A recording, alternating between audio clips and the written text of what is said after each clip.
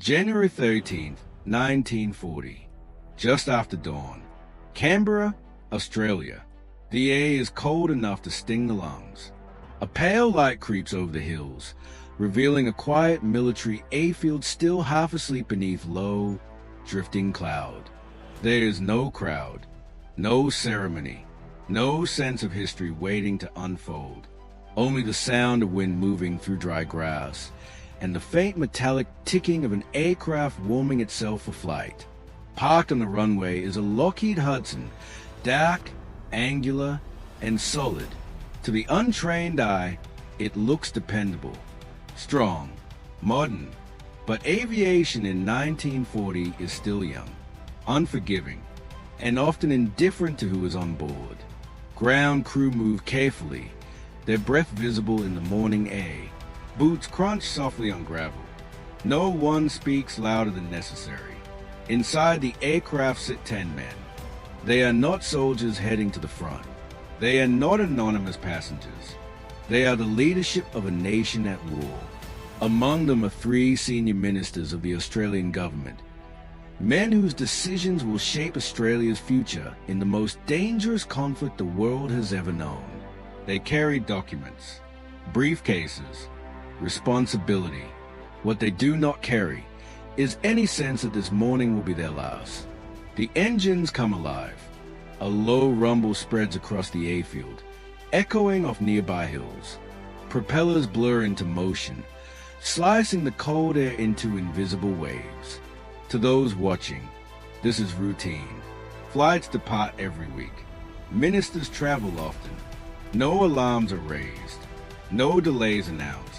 The Hudson rolls forward and lifts from the runway, climbing steadily into the gray morning sky. For a brief moment, it disappears into cloud, then re-emerges, turning gently as it begins its short journey. From the ground, it looks calm, controlled, normal. What no one can see from below is how quickly conditions are changing. Cloud layers thicken, visibility fades. The land beneath becomes harder to read, hills blending into shadow, distance collapsing into uncertainty. In 1940, there are no advanced landing systems, no digital instruments to correct human doubt. Pilots rely on judgment, on experience, on instinct, and instinct can fail.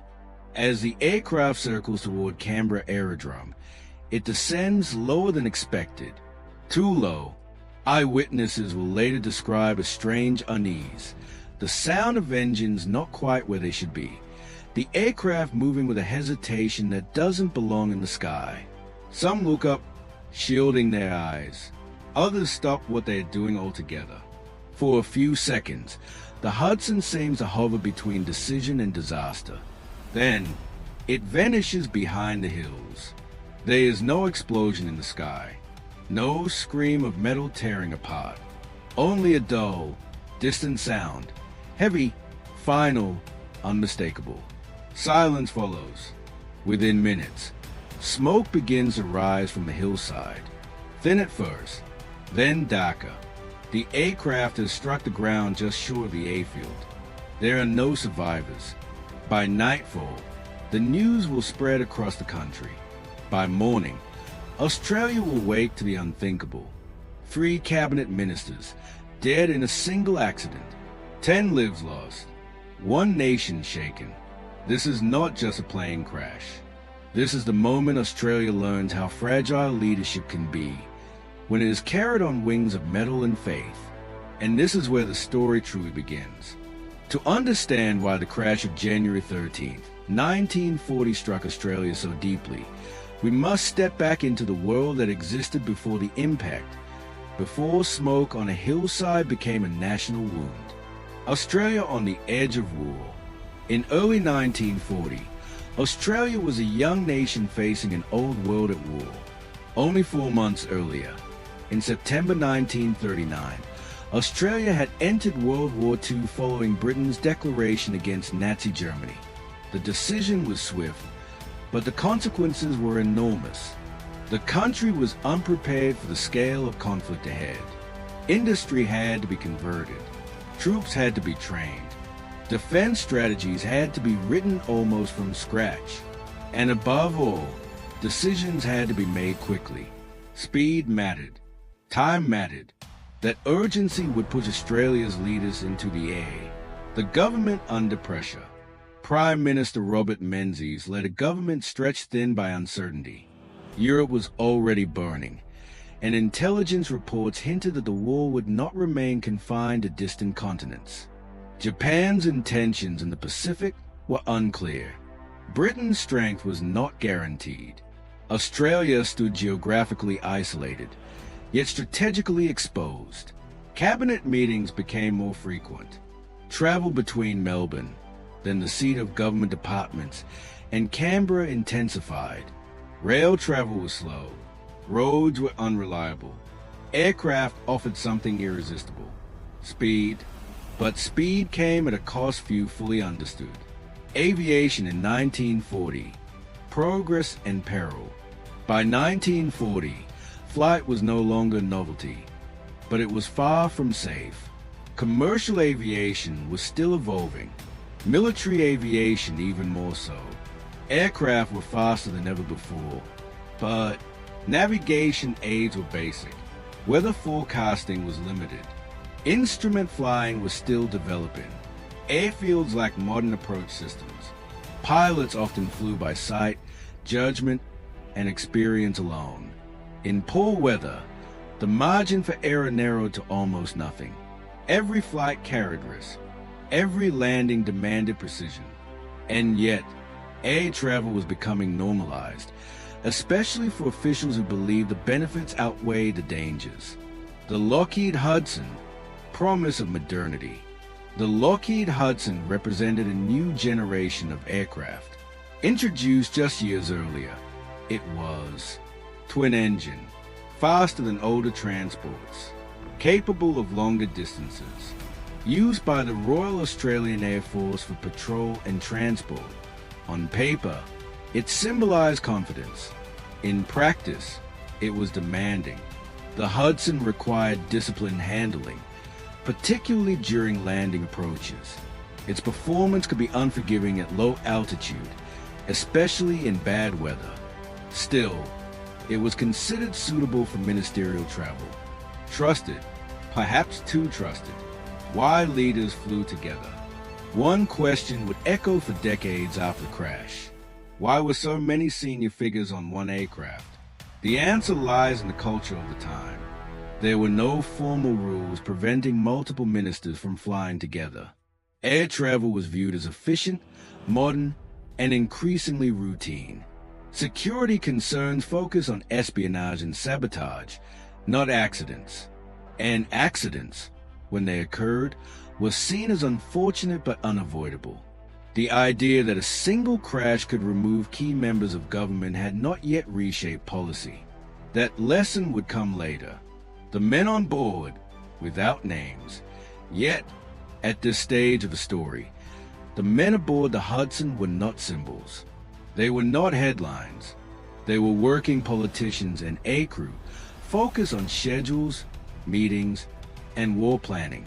One of them, notably, was responsible for air policy itself, a man who believed deeply in aviation's future. The irony would not be lost on history. But on the morning of January 13th, 1940, there was no sense of irony, only purpose. Canberra, a capital still finding its feet. Canberra in 1940 was not the city it would become. It was small, quiet, still developing. The aerodrome was basic, short runways, minimal landing guidance, dependent on visual approaches. In good weather, it was adequate. In poor conditions, it was dangerous. Pilots approaching Canberra relied heavily on clear sight of the surrounding hills, natural landmarks that could disappear quickly in cloud or haze. And on that January morning, visibility was already deteriorating. Risk without reckoning. Taken individually, none of these factors guaranteed disaster. The aircraft was serviceable. The crew was trained. The flight was short. The mission was routine. But history is rarely shaped by single failures. It is shaped by alignment, pressure, assumptions, confidence, and a quiet underestimation of risk. All of these were present as the Hudson approached Canberra. The crash had not yet happened, but the conditions for it were already in place. What followed would expose the hidden cost of speed, the danger of normalization, and the price paid when progress outran precaution. History often remembers disasters as moments, but those moments are built from people, from decisions made quietly, routinely, and without drama. To understand the Canberra Air Disaster, we must now slow down and look at it from different angles, each revealing a layer of truth that no single viewpoint can hold alone. Angle 1. The aircraft. The Lockheed Hudson was not an obsolete machine.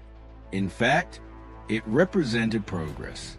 Designed in the late 1930s, the Hudson was adapted from a civilian airliner into a military aircraft. It was fast for its time, well-armed in patrol configurations, and capable of long-range flight. But adaptation brings compromise. The Hudson had characteristics pilots respected and feared: high landing speed, sensitive controls, reduced margin for error during descent.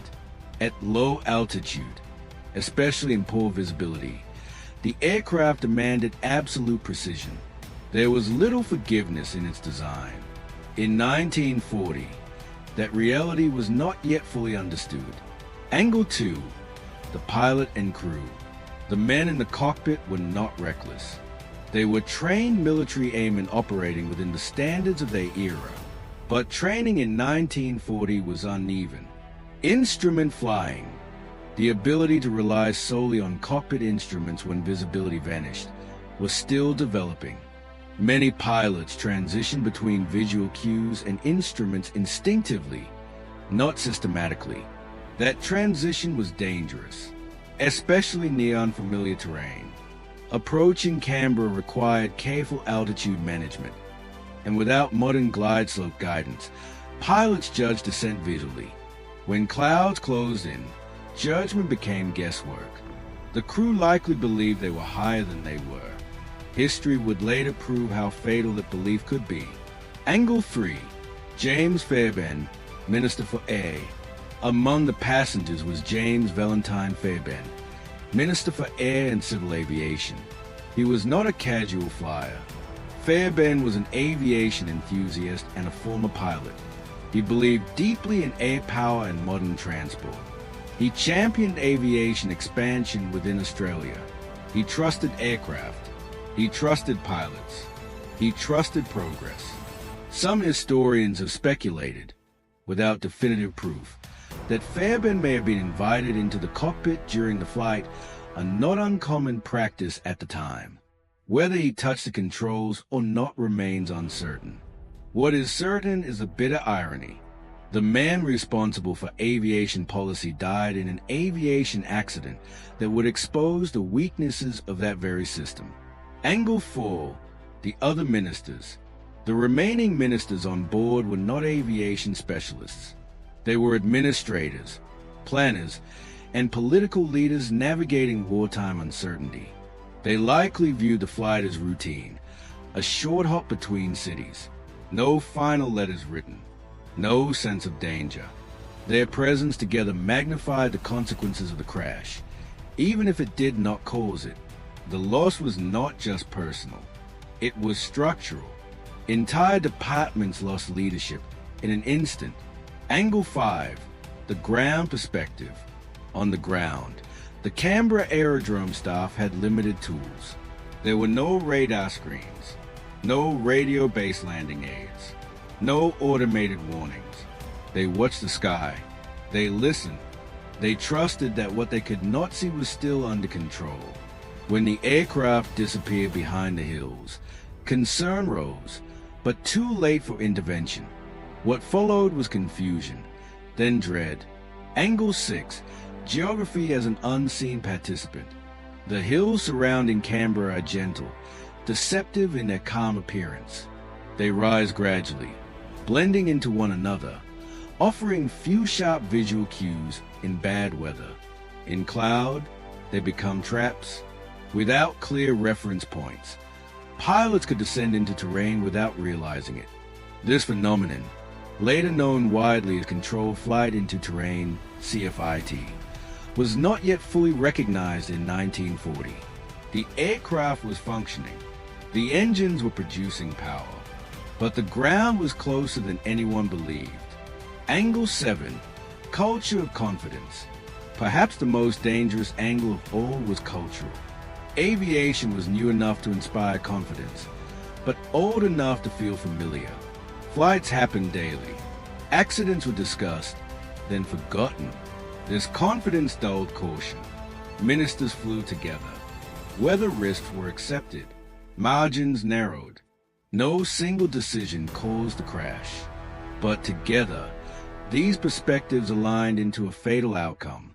What makes the Canberra Air Disaster so haunting is not mystery, but clarity. Nothing failed suddenly. Everything failed gradually. And when the moment came, there was no space left for recovery. Every disaster has a moment when recovery is still possible. A narrow window where a different choice, a clearer signal, or a fraction more altitude could change everything. For the Lockheed Hudson approaching Canberra on January 13, 1940, that window was already closing. The final approach. The aircraft circled the Canberra aerodrome, preparing to land. From the cockpit, the world ahead was no longer clearly defined. Clouds pressed low against the landscape, flattening depth and distorting distance. The hills that normally guided pilots toward the runway were partially hidden, reduced to vague shapes in a gray field. In 1940, there was no instrument landing system to correct uncertainty. Altitude had to be judged visually. Distance had to be felt. The Hudson began its descent, too gradually to alarm, too subtly to correct, a dangerous illusion. In poor visibility, the human eye lies. Cloud layers create the illusion of height. Shadows suggest open space where none exists. Sloping terrain appears level. This illusion is deadly in aviation. As the Hudson descended, its crew likely believed they were maintaining a safe glide path toward the runway. The engines were functioning normally. Controls responded as expected. Nothing in the cockpit screamed emergency. But outside, the ground was rising. Witnesses below. On the ground, a handful of people noticed something was wrong. The aircraft was flying lower than expected. It moved with purpose, not panic, but its position felt uneasy, unnatural against the surrounding hills. Some stopped walking. Some shaded their eyes. Some listened closely to the engines. Then the Hudson passed behind a ridge and vanished from sight. Seconds stretched. No aircraft reappeared. Impact. The collision was sudden. There was no prolonged struggle, no spiraling descent. The aircraft struck the hillside at speed, still under control, a functioning machine meeting immovable earth. The impact destroyed the A-frame instantly. Fuel ignited on contact. The crash site was violent, but brief. There was no suffering. All 10 men were killed immediately. The silence after. In aviation disasters, silence is often the most unsettling sound. No radio message followed. No engines were heard climbing away. No movement returned to the sky. Only a column of smoke rising slowly above the hills, dark against the pale morning cloud. For those at the aerodrome, realization came in stages. First confusion, then fear, then certainty. An aircraft had gone down, and it had gone down close. The first response. Emergency crews were dispatched immediately, but reaching the site was difficult. The terrain was uneven. Smoke marked the location, but roads were limited. Communication was slow. By the time responders arrived, there was nothing to save. The wreckage was scattered across the hillside, broken beyond recognition. The Hudson no longer resembled an aircraft, only twisted metal and fire-scarred ground. The magnitude of the loss became clear not through spectacle, but through absence. No survivors, no voices, no hope. A moment that changed everything. At that instant, the disaster transformed from an accident into a national crisis. This was not a training flight, not a cargo mission. This was the loss of senior leadership during wartime. News would soon travel faster than aircraft ever could. But at the crash site, there was only smoke, silence, and the understanding that something irreversible had occurred. Why this was a turning point. The Canberra Air Disaster did not introduce new dangers. It exposed existing ones. Reliance on visual flight in poor conditions, inadequate landing guidance, overconfidence in routine procedures, acceptance of risk without mitigation. The crash forced Australia to confront an uncomfortable truth. Progress had outpaced protection, and the price had been paid in lives. Disasters do not end at the moment of impact. They ripple outward, through institutions, through families, through the quiet assumptions a nation holds about safety and control. The Canberra Air Disaster sent shockwaves far beyond the hillside where the Hudson fell. The news breaks. Word of the crash reached Canberra first, then spread rapidly across Australia. At first, reports were uncertain. An aircraft down. No confirmation of casualties, no names released. But it did not take long for the truth to emerge. As identities were confirmed, the scale of the tragedy became undeniable. 3 senior cabinet ministers were dead during wartime. In a single accident, the headlines the following day carried a weight unlike any aviation disaster before it. This was not only loss of life, it was loss of leadership. A government in mourning. Prime Minister Robert Menzies was deeply shaken. The men lost were colleagues, advisors, and personal friends. Their absence created immediate gaps in governance. At a moment when unity and decisiveness were critical, Parliament was subdued. Debate paused. Procedures slowed. Silence replaced urgency. Flags were lowered. Australia mourned not only individuals, but a sense of stability. Public reaction. Across the country, the response was somber and restrained. There was no outrage, only disbelief. Air travel was already known to be risky, but few imagined that such a concentration of leadership could vanish so suddenly. Newspapers printed photographs of the men lost. Editorials questioned the wisdom of wartime aviation practices. Citizens asked what safeguards existed and why they had failed. Trust had been shaken. Funerals and farewells. The funerals were dignified, quiet, and heavy with symbolism. Military honors were observed. Political leaders stood together in grief. Families mourned in public view. There were no speeches that could explain the loss, only acknowledgement. The ceremonies marked the end of lives, but also the end of an era of unquestioned confidence in aviation routines. The official investigation, an inquiry, was launched swiftly. Its purpose was not to assign blame, but to establish cause. Investigators examined weather conditions, aircraft maintenance records, pilot experience, flight procedures, aerodrome limitations. The findings were sobering. There was no evidence of mechanical failure, no sabotage, no reckless behavior. The aircraft was under control. The crew was competent. The crash was attributed primarily to pilot error under poor visibility, compounded by inadequate approach guidance and environmental factors. This conclusion unsettled many. If a well-maintained aircraft, flown by trained personnel, could fail so completely, then the system itself was flawed. Uncomfortable questions. The inquiry raised difficult issues that extended beyond the crash itself. Why were senior ministers permitted to travel together?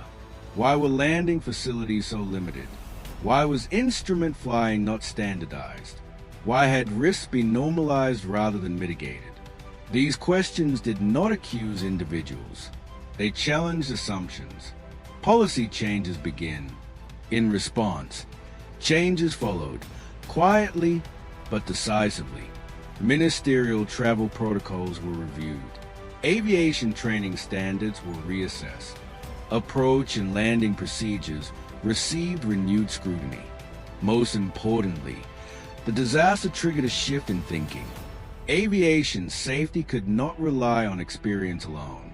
It required structure, technology, and regulation. What had once been acceptable risk was no longer acceptable loss. A nation adjusts. The Canberra Air Disaster faded from daily headlines, but it did not fade from memory. It became a reference point, a reminder used in briefings, policy discussions, and safety debates. Not as a warning shouted loudly, but as one spoken quietly, with respect. Time softens even the sharpest tragedies, but it does not erase them. What remains when the smoke clears? The hillside near Canberra where the Lockheed Hudson fell has long since returned to silence. Grass grows where fire once burned. Wind moves where engines once roared. To a passing observer, there is nothing to suggest that history changed here. And yet, it did. Because the true legacy of the Canberra Air Disaster is not found in wreckage or headlines. It is found in what followed. Aviation learns through loss. In the years after 1940, aviation evolved rapidly. War accelerated innovation, better navigation aids, standardized instrument flying, improved pilot training, safer approach procedures. Each advancement was shaped, in part, by earlier failures. The Canberra Air Disaster became one of those quiet reference points, rarely dramatized, but deeply understood within aviation circles. It reminded planners that experience is not immunity. Routine can hide danger. Leadership must never depend on luck. Safety became something to engineer, not assume. The end of an old assumption. Before 1940, the idea of separating senior leaders during travel was not widely considered necessary. After the crash, it became obvious. Risk concentration was acknowledged. Redundancy became policy. This shift did not come from theory. It came from absence. The men beyond the tragedy. History often freezes victims at the moment they are lost. But the men who died aboard the Hudson were more than passengers in a disaster. They were fathers, colleagues, public servants navigating extraordinary pressure. They believed in duty, in progress, in service during uncertainty. Their deaths were not heroic, but their lives were purposeful, and their loss forced change that saved others. A nation matures. Australia in 1940 was still finding its identity, politically, militarily, and technologically. The Canberra Air Disaster marked a moment of painful maturity. It taught the country that modern tools demand modern responsibility, that speed without structure invites catastrophe, and that leadership must be protected, not exposed to unnecessary risk. Why this story still matters. Today, aviation is one of the safest forms of travel. Landings are guided by invisible systems. Pilots train for failures they may never face. Errors are studied, not hidden. These systems exist because earlier generations paid a price. The Canberra Air Disaster is not remembered because it was dramatic. It is remembered because it was preventable once lessons were learned. The quiet end of the flight. No memorial dominates the skyline. No grand monument marks the site. Instead, remembrance lives in procedure manuals, flight rules, and unspoken discipline. Every safe landing owes something to past mistakes, including this one. Final reflection. On January 13, 1940, 10 men boarded an aircraft believing they would arrive in minutes. They never did, but their final journey reshaped how a nation flies, governs, and protects its leaders, not through fear, but through understanding. This was not merely a crash. It was a turning point. And its echo still travels, quietly, through the sky.